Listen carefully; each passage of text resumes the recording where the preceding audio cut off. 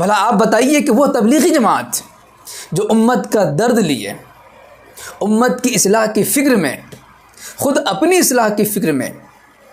اللہ اور اللہ کے رسول صلی اللہ علیہ وسلم کے پیغام کو گھر گھر تک پہنچانے کے لیے پیارے آقا علیہ الصلوۃ والسلام کی سنتوں پر ہر مسلمان بندہ عامل ہو جائے، اس کی فکر لیے ہوئے تبلیغی جماعت کے خلاف، تبلیغی جماعت کے چہل پہل کے خلاف بکواس کرنا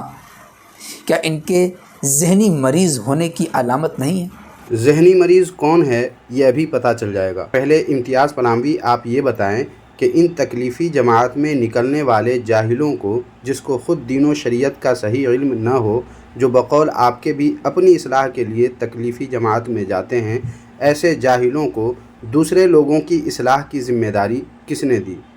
کیا قرآن کریم کی کسی آیت میں جاہلوں، نااہلوں اور دین و شریعت سے بے خبر ناواقف لوگوں کو دوسروں کی اصلاح کی ذمہ داری دی گئی ہے؟ اگر ہاں تو وہ آیت پیش کریں، اور اگر ذخیرہ احادیث میں سے کسی حدیث میں ایسے جاہلوں، نااہلوں، بے خبروں، ناواقفوں کو دوسروں کی اصلاح کرنے کی ذمہ داری دی گئی ہو تو وہ حدیث پیش کریں۔ نیز 3 دن، 40 دن، 6 ماہ، 1 سال تک بیوی بال بچوں کو چھوڑ کر، اپنے گھر والوں کو بے نمازی چھوڑ کر، اپنی بیوی، بیٹی، بیٹا، ماں باپ، بھائی بہن اور گھر کے دیگر افراد کو کلمہ و نماز کی تلقین اور تاکید کرنا چھوڑ کر دوسرے گاؤں، دوسرے شہر، دوسرے صوبہ بلکہ دوسرے ملک کلمہ نماز کی دعوت دینے اور لوگوں کی اصلاح کرنے کی ذمہ داری ان جاہلوں، نااہلوں، دین و شریعت کے احکام و آداب سے ناواقفوں کو کس نے دی؟ کیا ہے کوئی ایسی آیت یا ایسی کوئی حدیث؟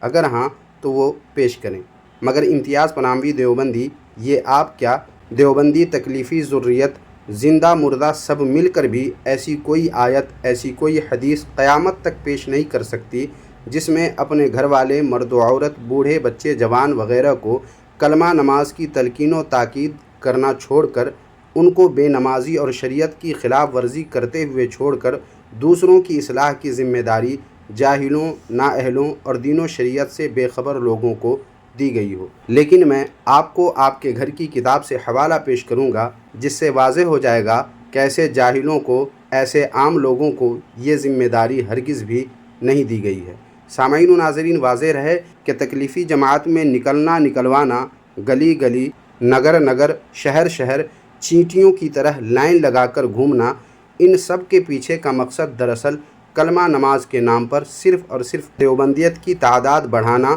اور لوگوں کی دولت ایمان کو لوٹنا ہے، اس کے علاوہ کچھ نہیں۔ اور اسی تعلق سے آج کی اس ویڈیو میں بات کرنے والا ہوں، تو چلیں بلا تاخیر ویڈیو شروع کرتے ہیں۔ باطل کرد کریں گے ہم ہیں بریلی والے۔ سامعین و ناظرین، کل والی اس ویڈیو کو اگر آپ نے ملاحظہ کر لیا ہے اور اس میں بتائی گئی ویڈیوز کو اگر آپ نے دیکھ لیا ہے تو پھر آپ کے سامنے تکلیفی جماعت مکمل طور پر بے نقاب ہو چکی ہوگی، کیونکہ اس ایک ویڈیو میں تقریباً 15 ویڈیوز کا ذکر کیا گیا ہے اور اس کے لنکس کی طرف رہنمائی کی گئی ہے کہ وہ ویڈیو آپ کہاں سے حاصل کریں گے۔ ان ویڈیوز کو دیکھ لینے کا مطلب تکلیفی جماعت کی حقیقت سے کافی حد تک واقفیت حاصل کر لینا ہے۔ اس لیے سلسلہ وار ایک کے بعد ایک ہر ویڈیو کو وقت نکال کر آپ حضرات ضرور ملاحظہ فرما لیں۔ اب آج کی اس ویڈیو میں امتیاز پناہوی دیوبندی نے اپنی ویڈیو میں جو اپنی تکلیفی جماعت کی ڈگڈگی بجائی ہے اس پر مجھے بات کرنی ہے کہ آیا تکلیفی جماعت اگر اتنا ہی اہم کام کر رہی ہے جتنا کہ دیوبندیوں کی طرف سے بالعموم اور امتیاز پناہوی دیوبندی کی طرف سے بالخصوص بتایا گیا ہے، تو اس پر دیوبندیوں کو، بالخصوص امتیاز پناہوی دیوبندی کو چاہیے کہ ایسی کوئی آیت، ایسی کوئی حدیث پیش کرے جس میں دین کی تبلیغ کا کام، کلمہ اور نماز کی دعوت کی ذمہ داری اللہ تبارک و تعالی اور اس کے پیارے رسول صلی اللہ تعالی علیہ وآلہ وسلم نے ان جاہلوں، نااہلوں، دین و شریعت سے بے خبر ناواقفوں کو دیا ہو، جو خود اپنی اصلاح کا خواہاں ہو اور اسی بہانے سے اس کو گھر کی ذمہ داریوں سے نکال کر اہل و عیال کے حقوق کو پامال کر کے تکلیفی جماعت میں لے جایا جاتا ہو۔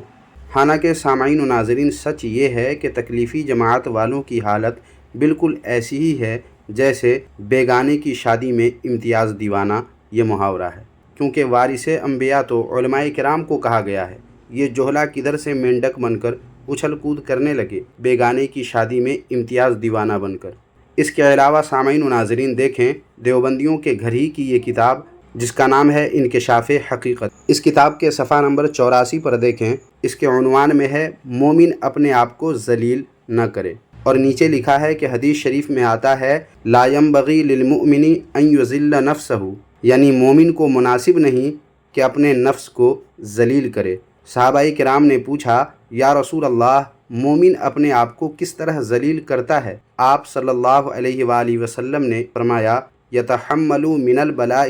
لما لا یطیقہ، یعنی ایسی بلا اپنے ذمہ لے لے جس کے تحمل کی طاقت نہیں ہے۔ اسلام نے نہ تو عام آدمی پر یہ فرض کیا ہے اور نہ جائز کیا ہے کہ بے عمل مسلمانوں کو باعمل اور بے نمازی مسلمانوں کو نمازی بنانے کے لیے اپنا گھر بار چھوڑ کر دور دراز کا سفر کرے۔ حضرت مفتی کفایت اللہ صاحب کا عدم جواز کا فتویٰ موجود ہے۔ اسلام میں ضروری بلکہ جائز بھی نہیں کہ پشاور والے ان پڑھ دیہاتی کراچی اور سندھ میں دھکے کھاتے پھریں اور سندھ کے ان پڑھ صوبہ سرحد میں گھومتے پھریں، اور جب اپنے ملک میں جائز نہیں تو دوسرے ملکوں میں جانا اور ملکی دولت کو ایک ناجائز کام میں خرچ کرنا سراسر اسراف ہے، اپنے وقت کا اور مال کا ضیاع ہے۔ لہٰذا سامعین و ناظرین، خود دیوبندیوں کے گھر کی کتاب سے واضح ہو گیا کہ عام آدمی یعنی جاہلوں، نااہلوں، دین و شریعت سے بے خبر ناواقفوں پر فرض تو درکنار جائز بھی نہیں کہ بے عمل لوگوں کو باعمل